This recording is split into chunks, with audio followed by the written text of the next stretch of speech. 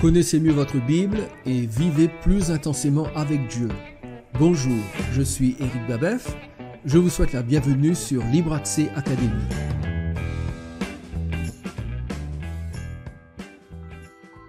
Vous appréciez nos vidéos? Alors faites ces deux choses. Premièrement, cliquez sur le like juste en dessous. Deuxièmement, abonnez-vous à notre chaîne.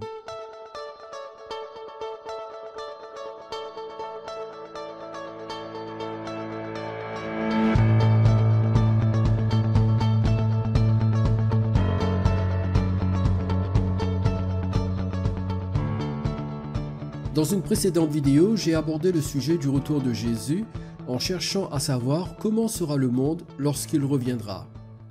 La réponse nous est donnée par Jésus lui-même dans Matthieu chapitre 24, verset 37, lorsqu'il dit « En effet, comme ont été les jours de Noé, ainsi sera l'avènement du Fils de l'homme. » Cela signifie qu'il nous faut savoir dans quel état se trouvait le monde à l'époque de Noé pour avoir un aperçu de l'état dans lequel il sera lors de la seconde venue de Jésus.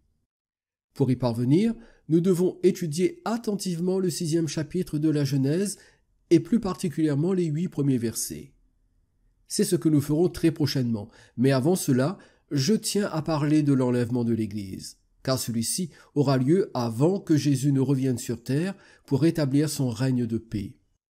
Selon les prophéties bibliques, l'Antichrist entraînera le monde dans 7 années de tribulation avant que Jésus ne revienne. Ces 7 ans de tribulation coïncident avec la manifestation de la colère de Dieu contre une humanité impénitente et rebelle à son évangile. C'est pourquoi l'apôtre Paul dit dans Romains chapitre 2 verset 5 « Mais par ton endurcissement et par ton cœur impénitent, tu t'amasses un trésor de colère pour le jour de la colère et de la manifestation du juste jugement de Dieu, ainsi que dans Romains chapitre 2 verset 8, « Mais l'irritation et la colère à ceux qui par esprit de dispute sont rebelles à la vérité et obéissent à l'injustice. » Cependant, le Seigneur a promis que ses enfants n'auront pas à subir cette colère et ce jugement. C'est ce qui ressort des 2 déclarations suivantes du même apôtre Paul dans 1 Thessaloniciens chapitre 1 verset 10, « Pour attendre des cieux son Fils qu'il a ressuscité des morts, Jésus, qui nous délivre de la colère à venir, ainsi que dans 1 Thessaloniciens chapitre 5 verset 9, « Car Dieu ne nous a pas destinés à la colère, mais à l'acquisition du salut par notre Seigneur Jésus-Christ. » Tout comme il y a eu une arche pour préserver Noé et sa famille du déluge, de même, Jésus viendra enlever son Église pour la soustraire à la tribulation imposée par l'Antichrist. C'est cette même vérité qui est contenue dans la parole prophétique que nous trouvons dans Apocalypse chapitre 3 verset 10. « Parce que tu as gardé la parole de la persévérance en moi, je te garderai aussi à l'heure de la tentation qui va venir sur le monde entier pour éprouver les habitants de la terre. » Quelque chose de terrible va s'abattre sur le monde entier dans les années à venir, et on s'en rapproche de plus en plus. L'Antichrist va apporter un chaos comme il n'y en a jamais eu. Au début, il proposera des solutions porteuses de paix, mais ensuite, ses véritables intentions de destruction apparaîtront au grand jour.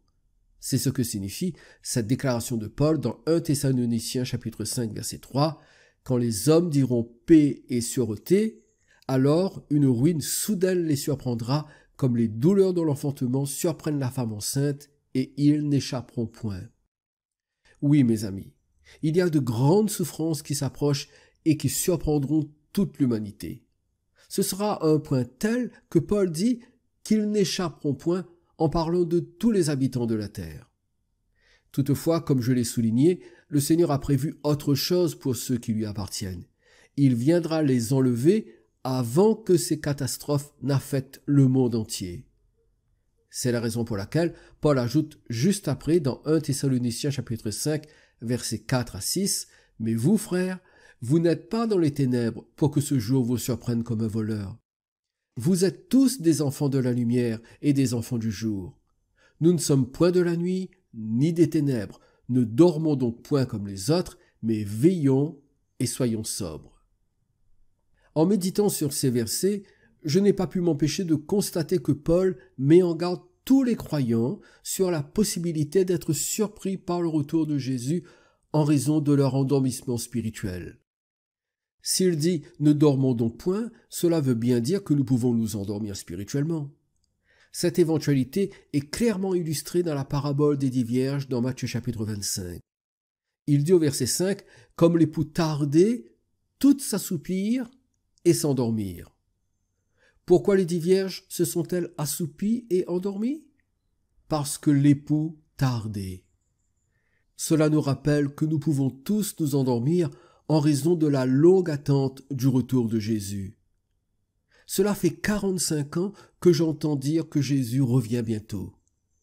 Je crois que vous pouvez dire la même chose, même si le nombre d'années de conversion varie selon les individus. D'ailleurs, certains chrétiens ne pensent quasiment pas au retour de Jésus. Cela leur semble trop loin dans le temps et ils se sentent détachés du concept. Et plus les années passent, plus on est tenté de dire « Quand l'enlèvement de l'Église aura lieu, je le saurai car j'appartiens à Jésus. En attendant, je dois m'occuper du présent et des nombreux besoins auxquels je dois faire face. Je fais confiance au Seigneur pour être enlevé quand le moment sera venu. » En d'autres termes, de plus en plus de chrétiens ne se sentent pas concernés par l'enlèvement. Ils n'y pensent pas de façon particulière. Ils croient juste que le Seigneur les enlèvera quand il reviendra parce qu'ils sont baptisés et appartiennent à Jésus. C'est peut-être un résumé très concis, mais globalement, c'est l'attitude de la majorité des chrétiens qui savent plus ou moins que l'enlèvement de l'Église est inscrit sur le calendrier prophétique de Dieu. Pour eux, la chose est réglée. Ils croient en Jésus, ils sont baptisés, ils sont membres d'une église locale, donc ils seront enlevés. C'est aussi simple que cela. Eh bien, je réalise cette vidéo pour vous dire ceci. Non, les chrétiens ne sont pas inscrits sur une liste qui leur assure de participer automatiquement à l'enlèvement. S'ils s'endorment spirituellement à l'instar des vierges folles de la parabole de Matthieu 25, ils ne seront pas qualifiés pour l'enlèvement. Jésus a dit dans Jean chapitre 15 verset 6, « Si quelqu'un ne demeure pas en moi, il est jeté dehors comme les sarments et il sèche. Puis on ramasse les sarments, on les jette au feu et ils brûlent. » Cela signifie que le risque existe de ne pas demeurer en Jésus. Si cette possibilité n'existait pas, il ne nous aurait pas prévenus comme il le fait ici. Je crois dans l'élection, la prédestination et l'assurance du salut. Mais n'oublions pas que ces bénédictions ne se trouvent que dans l'union avec Christ. En lui, Dieu nous a élus avant la fondation du monde, nous dit Paul dans Éphésiens chapitre 1 verset 3. Mais notez bien, c'est en lui, c'est-à-dire dans la communion avec Christ.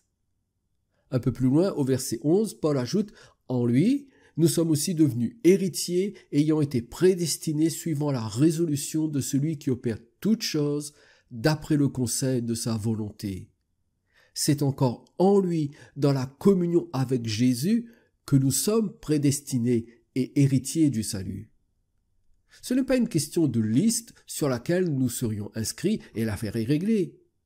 Bien sûr, nos noms sont inscrits dans le livre de vie, comme le dit Paul dans Philippiens chapitre 4 verset 3. Mais ce n'est pas comme quand vous êtes inscrit sur une liste électorale.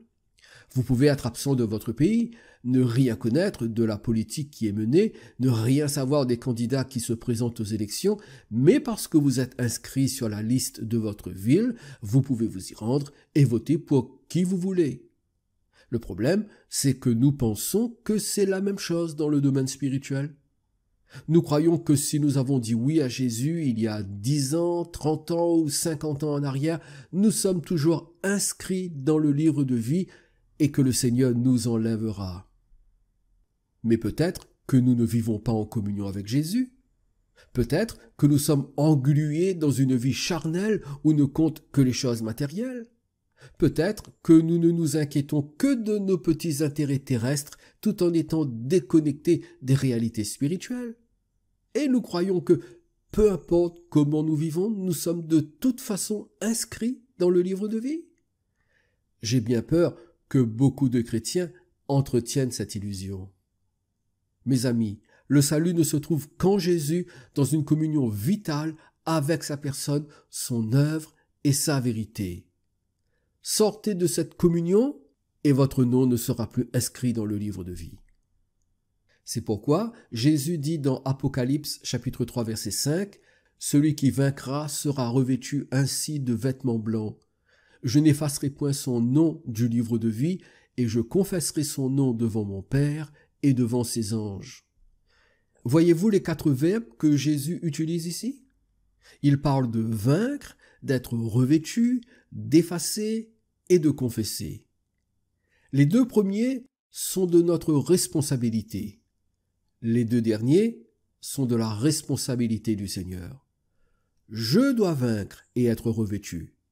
Si je fais cela, Jésus n'effacera pas mon nom du livre de vie et il me confessera devant le Père et les anges. Rien n'est automatique ici. Il y a des conditions à remplir. Cela signifie que nous devons nous qualifier pour l'enlèvement, sinon nous n'y aurons point part. Et je vais vous prouver la véracité de cette affirmation par certains textes de la parole de Dieu. Le premier texte qui me vient à l'esprit, c'est Hébreux chapitre 12 verset 14 qui dit « Recherchez la paix avec tous et la sanctification sans laquelle personne ne verra le Seigneur. » Nous devons rechercher 2 choses, la paix et la sanctification. Le verbe rechercher ici est intense, il signifie poursuivre, courir pour attraper, essayer sincèrement d'acquérir. Il est parfois traduit par persécuter dans certains passages. Cela se réfère à l'énergie et au désir que nous devons mettre dans la recherche de la paix et de la sanctification. Notons que si nous ne pouvons pas être en paix avec tous, malgré tous nos efforts, cela n'affecte pas notre relation avec le Seigneur. Par contre, si nous échouons dans la sanctification, cela aura une incidence dans notre relation avec le Seigneur. Notre texte dit « la sanctification sans laquelle personne ne verra le Seigneur ». Le mot sanctification désigne la consécration et la purification.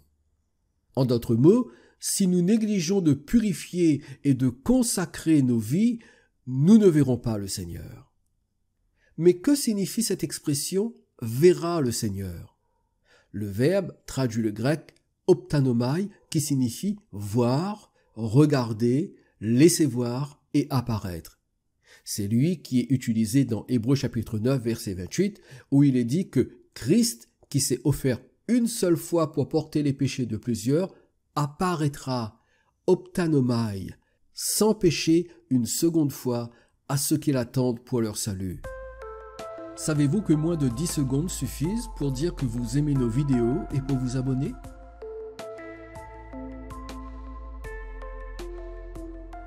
Nous comprenons ici que l'expression « verra le Seigneur » désigne sa seconde venue pour ceux qui l'attendent pour leur salut.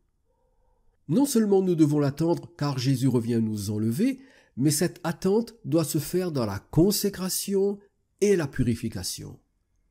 Si nous ne nous appliquons pas à sanctifier nos vies, nous risquons de rater l'enlèvement. Une simple vérité que de nombreux chrétiens ignorent ou ont tendance à oublier, mais c'est une ignorance et un oubli aux conséquences dramatiques. Ce n'est pas moi qui le dis, c'est la Bible. Il est urgent de prendre la Bible au sérieux et d'accepter ce qu'elle dit, même si cela nous dérange. Dans Apocalypse chapitre 3, nous avons vu que notre responsabilité consiste à vaincre et à être revêtus de vêtements blancs. Mais que devons-nous vaincre ? Paul dit dans Romains chapitre 12 verset 21, « Ne te laisse pas vaincre par le mal, mais surmonte le mal par le bien. » Nous devons vaincre le mal, c'est aussi simple que cela. Vaincre le mal signifie ne pas succomber à ce qui est mauvais et pernicieux. Vaincre le mal, c'est rejeter le péché sous toutes ses formes. En tout cas, nous devons nous appliquer à le faire. La 3e épître de Jean, au verset 11, dit « Bien-aimés, n'imite pas le mal, mais le bien, car celui qui fait le bien est de Dieu, celui qui fait le mal n'a point vu Dieu. » Donc, nous devons choisir entre le mal et le bien, entre le péché et la justice. Si nous choisissons le bien, le résultat sera que nous serons revêtus de vêtements blancs. Il est facile de comprendre que les vêtements blancs représentent la sainteté. Cela nous rappelle Hébreux chapitre 12, verset 14. Recherchez la sanctification, sans laquelle personne ne verra le Seigneur. J'espère, mes amis, que vous voyez combien nous avons notre part de responsabilité si nous voulons être qualifiés pour l'enlèvement de l'Église et qu'il ne suffit pas de croire que nous sommes inscrits sur une liste. J'aimerais vous montrer d'autres passages qui affirment la même vérité car c'est d'une importance capitale pour tout croyant. Regardez ce que dit l'apôtre Pierre dans le premier chapitre de sa seconde lettre. Lisons du verset 5 au verset 7. À cause de cela même, faites tous vos efforts pour joindre à votre foi la vertu la science, à la science la tempérance, à la tempérance la patience, à la patience la piété, à la piété l'amour fraternel, à l'amour fraternel la charité. Pierre dit ici que nous devons nous efforcer d'ajouter à notre foi différentes qualités morales dont il donne la liste. Il s'agit de la vertu, la connaissance, la tempérance, la patience, la piété, l'amitié fraternelle et l'amour. Vous serez d'accord avec moi pour dire que Pierre nous exhorte à une vie de haute qualité, à une vie sainte. Et pour y parvenir, il dit « Faites tous vos efforts ». Ce qui signifie que ce n'est ni facile ni automatique. Il faut s'y appliquer avec soin et persévérance. Maintenant, regardez ce qu'il ajoute au verset 8 et 9. Car si ces choses sont en vous et y sont avec abondance, elles ne vous laisseront point oisifs ni stériles pour la connaissance de notre Seigneur Jésus-Christ. Mais celui en qui ces choses ne sont point est aveugle, il ne voit pas de loin, et il a mis en oubli la purification de ses anciens péchés. Il déclare deux choses ici. Tout d'abord, lorsque nous acquérons ces qualités morales, elles nous aident à mieux connaître Jésus. Ensuite, si ces qualités morales sont absentes de notre vie, cela prouve que notre vision spirituelle est limitée et que nous oublions que nous avons été purifiés de nos péchés par la foi en Christ. Dit autrement, ne pas développer les qualités morales dont parle Pierre dans ce texte indique que nous ne marchons pas intimement avec le Seigneur et que nous ne connaissons pas Jésus. Est-ce que cela est sans conséquence? Absolument pas. Car voici ce que Pierre dit dans le verset 10. C'est pourquoi, frères, appliquez-vous d'autant plus à affirmer votre vocation et votre élection, car en faisant cela, vous ne broncherez jamais. L'apôtre dit que celui qui n'a pas pris soin de développer les qualités morales doit réagir pour pallier son manque. Il dit que nous devons affermir notre vocation et notre élection. Le verbe affermir signifie façonner, produire, être l'auteur d'eux et conserver. Je ne sais pas ce que cela vous fait de connaître la signification de ce verbe grec, mais en ce qui me concerne, il me secoue littéralement. Je crois qu'il est approprié pour celles et ceux qui croient que l'élection est un acquis sans danger et qu'une fois élus, nous sommes obligatoirement sur la liste des futurs enlevés. Ce verbe grec dément cette croyance. Laissez-moi vous expliquer pourquoi. Pierre dit que si nous ne faisons pas d'efforts pour acquérir et développer les qualités morales d'un vrai disciple de Christ, nous ne conservons pas notre élection.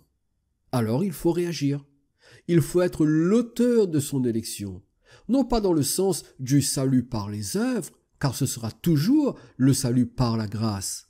Mais il sera néanmoins nécessaire de se ressaisir et de se réveiller spirituellement pour produire et façonner une façon de vivre qui rappelle au Seigneur que nous demeurons dans la course, qu'il a raison de nous choisir pour le salut et l'enlèvement de l'Église. Qu'est-ce qui me fait dire cela? Eh bien, c'est ce que Pierre déclare à la fin du verset. En faisant cela, vous ne broncherez jamais. Le verbe grec signifie tomber, trébucher et errer. Il y a donc la possibilité de tomber spirituellement, ce qui serait une disqualification pour l'enlèvement, car pour y participer, nous devons vaincre et être revêtus de vêtements blancs. Mais ce n'est pas tout, il y a aussi ce qu'il ajoute au verset 11. C'est ainsi en effet que l'entrée dans le royaume éternel de notre Seigneur et Sauveur Jésus-Christ vous sera pleinement accordée. On ne peut être plus clair. L'entrée dans le royaume éternel se réfère, à n'en pas douter, au résultat de l'enlèvement de l'Église. Quand Jésus enlève son Église, c'est pour la conduire dans la gloire du ciel, dans la maison du Père. Mais notons que Pierre précise ici que cette entrée nous sera pleinement accordée si nous nous appliquons à vivre une vie digne, consacrée et purifiée dans la communion avec Jésus en le connaissant de mieux en mieux. Vous conviendrez avec moi qu'il n'est pas question dans ce texte d'une inscription inconditionnelle sur une liste immuable de celles et ceux qui seront enlevés, mais qu'il s'agit plutôt de se qualifier avec vigilance afin de pouvoir participer à l'enlèvement qui récompensera les vainqueurs, selon Apocalypse chapitre 3 verset 21. Celui qui vaincra, je le ferai asseoir avec moi sur mon trône, comme moi j'ai vaincu et me suis assis avec mon Père sur son trône. J'aimerais terminer ce tour d'horizon en citant 2 textes de Paul dans sa lettre aux Philippiens. Le premier se trouve dans le chapitre 2 et nous lisons le verset 12. « Ainsi, mes bien-aimés, comme vous avez toujours obéi, non pas seulement en fonction de ma présence, mais d'autant plus maintenant en mon absence, mettez en œuvre votre salut avec crainte et tremblement. » En lisant ce texte dans la Bible en application, qui est la nouvelle Bible seconde avec notes d'études pour tous, et que je vous recommande chaudement, voici le commentaire que j'ai trouvé en bas de page concernant ce verset. Je cite. « Il ne s'agit pas de gagner le salut par les œuvres, mais de donner des preuves du salut par la croissance et le développement spirituel. Le salut ne se résume pas à un simple don reçu une fois pour toutes, il est aussi un processus continu dans lequel le croyant est résolument impliqué, un processus de persévérance, d'humble service, de croissance spirituelle et de maturation. » Fin de citation. Il n'y a rien à ajouter. Tout est vrai dans ce commentaire. C'est si bien dit que je voulais vous en faire profiter. Mais il y a plus, et je veux le partager avec vous. Un peu plus loin, dans le chapitre 3, l'apôtre Paul témoigne du changement d'orientation dans sa vie à partir du moment où il a rencontré Christ sur le chemin de Damas. Voici ce qu'il dit au verset 9. « Et d'être trouvé en lui, non pas avec ma propre justice, qui viendrait de la loi, mais avec celle qui est par la foi du Christ, une justice venant de Dieu et fondée sur la foi. » Là encore, je cite le commentaire en bas de page concernant ce verset. En communion réelle et continue avec le Christ, et non pas seulement une expérience initiale passée. Fin de citation. Il y a tentation de penser que la conversion est la ligne d'arrivée, alors qu'en réalité c'est plutôt la ligne de départ. Tout ne se résume pas à la conversion, mais tout commence à la conversion. Ce qui compte, c'est ce que nous faisons une fois que nous avons eu l'expérience initiale du salut. La conversion n'est pas une signature que nous apposons en bas d'un contrat et qui certifie que tout est fait, que la transaction est définitive et assurée. Non. La conversion indique que nous nous engageons à marcher avec le Seigneur jusqu'au bout, mais qu'il nous faut être vigilants pour ne pas tomber. Commencer n'est pas aussi important que continuer sur la voie que nous avons choisie. Il y a des efforts à fournir pour marcher comme Dieu veut que nous marchions. C'est pourquoi Paul continue ainsi au verset 10, « Il s'agit maintenant de le connaître, lui, ainsi que la puissance de sa résurrection et la communion de ses souffrances, en étant configuré à lui dans la mort. » Paul dit que si nous voulons être trouvés en lui, c'est-à-dire trouvés dans une communion vitale avec le Seigneur, voici ce que nous devons faire. Il s'agit maintenant de le connaître, lui. Une fois que je me suis converti, je dois m'appliquer à connaître le Christ. Cela signifie faire l'expérience de la puissance de sa résurrection qui transforme ma façon de vivre au quotidien. Cela peut même aller jusqu'à la communion de ses souffrances, c'est-à-dire la persécution. Mais regardez ce que Paul dit au verset 11. « Pour parvenir, si possible, à la résurrection d'entre les morts. » Paul n'exprime pas de doute concernant la résurrection des morts, celle qui aura lieu à la fin des temps. Mais il dit qu'il fait tout ce qu'il peut pour avoir part à la résurrection d'entre les morts, qui est l'expression qui désigne la résurrection que connaîtront les morts en Christ, qui seront qualifiés pour l'enlèvement selon 1 Thessaloniciens chapitre 4, versets 15 à 17. Voici en effet ce que nous vous déclarons d'après la parole du Seigneur. Nous les vivants restés pour l'avènement du Seigneur, nous ne devancerons pas ceux qui sont morts. Car le Seigneur lui-même a un signal donné à la voix d'un archange et au son de la trompette de Dieu descendra du ciel et les morts en Christ ressusciteront premièrement. Ensuite, nous les vivants qui serons restés, nous serons tous ensemble enlevés avec eux sur des nuées à la rencontre du Seigneur dans les airs et ainsi nous serons toujours avec le Seigneur. Paul parle ici de l'ordre dans l'enlèvement. Tout d'abord la résurrection des morts en Christ, ensuite la transformation instantanée de ceux qui seront vivants. Et finalement, nous serons tous ensemble enlevés avec eux sur des nuées à la rencontre du Seigneur dans les airs. C'est à cette résurrection que Paul fait allusion lorsqu'il dit « pour parvenir, si possible, à la résurrection d'entre les morts ». Pourquoi dit-il « si possible » ? Parce que la conversion initiale n'assure pas à elle seule cette résurrection et la participation à l'enlèvement. Cela dépend encore de notre façon de vivre après notre conversion. Mes amis, il faut se qualifier pour l'enlèvement de l'Église. Et il faut le faire chaque jour qui passe. Réveillons-nous spirituellement. C'est l'urgence du moment. Faites de Jésus-Christ votre Sauveur et votre Seigneur. Engagez-vous avec lui si vous ne l'avez pas encore fait. Soumettez-vous à lui, donnez-lui votre cœur, invitez-le à être votre Seigneur et votre Sauveur. Et s'il est votre Seigneur, alors sanctifiez, purifiez et consacrez votre vie. C'est l'urgence du moment, je le répète. Que le Seigneur vous bénisse. Je vous dis à bientôt. Voulez-vous développer votre connaissance de la Bible, enrichir votre foi et approfondir votre relation avec Dieu? Accédez à des ressources captivantes en rejoignant Libre Accès Academy. Libre Accès Academy, c'est un espace public comprenant un blog et une chaîne YouTube. Libre Accès Academy, c'est aussi un espace membre proposant une école de formation des disciples et un parcours de théologie biblique. Libre Accès Academy, c'est l'occasion d'écouter de nombreux podcasts inspirants et de visionner des vidéos d'enseignement inédits.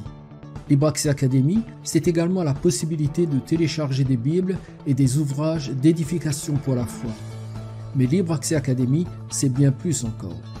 Découvrez des trésors de connaissances bibliques inestimables pour une expérience spirituelle unique en vous rendant sur notre page d'information.